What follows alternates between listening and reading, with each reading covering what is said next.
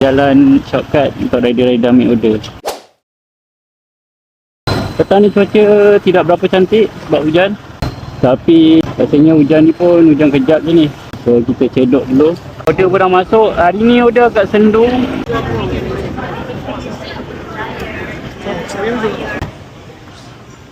Tak, tahu tak inside scope kat mana? Atas. Pergi tengah ni, ada tangga naik je. Okey, terima kasih. Okey, terima kasih.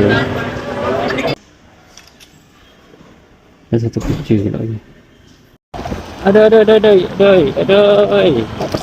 Jalan je lah. Jangan namkan aku punya pop. Pizza Hut ni dia kat tingkat 1. So, aku tunjuk kat korang jalan shortcut untuk rider-rider ambil order. Baru aku pula tiba-tiba dah lapar pula. Kau apa? Alah, sangkut pula. Ni shortcut kalau nak pergi ke parking. Jalan potong.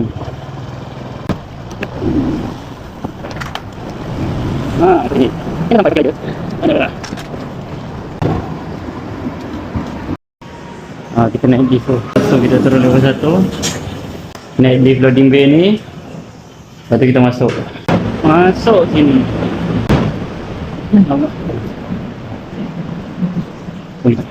Dah sampai Pizza Hut. Ini tu 9. Kita naik tingkat 3.